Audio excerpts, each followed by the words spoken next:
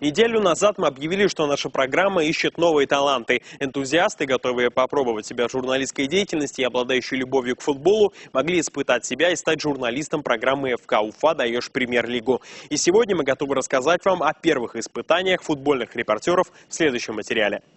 Менеджер по продажам, школьник и слесарь-ремонтник. Вместе их объединил футбол. Телеканал ВСТ совместно с клубом Уфа организовал кастинг футбольных корреспондентов. Стать звездой телевидения пожелали многие. Но четверка первых претендентов выглядела так. Задача, которую хотела бы я перед вами поставить, это освежить проект ФК Уфа «Даешь премьер-лигу». Это не означает, что мы будем кардинально менять эту передачу. Нет, мы будем делать какие-то новые материалы. Для меня это очень ответственно. Я приехал сюда, да, я не с Уфы, я с Колтасов сам. Я приехал, то есть с конкретной целью сюда. Хочу оправдать надежды своей семьи, своего отца, своих друзей, тренера своего, который меня тренирует в футбол. Я сам играю в футбол. Первый этап комментирования. Каждому достался случайный фрагмент трансляции матча с участием главной футбольной команды республики. На подготовку ребятам дали всего несколько минут.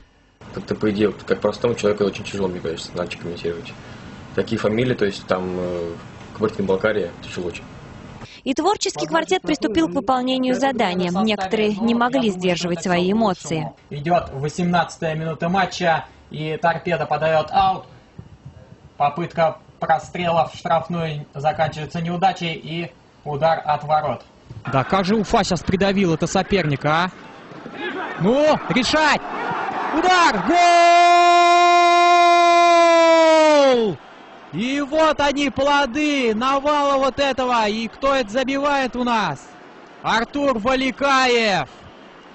Другие давали оценку действиям на поле с олимпийским спокойствием. Перехват футболистов ФК Уфа, передача на фланг.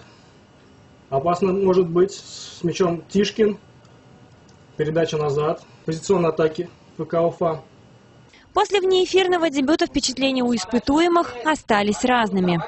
Но мне это очень понравилось. Очень понравилось. Как-то ощущения такие, прям чувствовал себя комментатором футбольного матча. Все по-настоящему. К сожалению, пока не всех игроков знаю, по крайней мере, соперника нашего, это был Металлург Кузбасс Кузнецкий. Вот. Не всегда легко ориентироваться по номерам, поэтому, естественно, что-то путал, что-то забывал. Но это все-таки первый опыт. Я думаю, что в дальнейшем будет уже более хорошо получаться. Однако это только начало пути. Впереди еще много испытаний, прежде чем они смогут закрепиться в качестве корреспондента самой популярной передачи о футболе в республике. Ну а сейчас...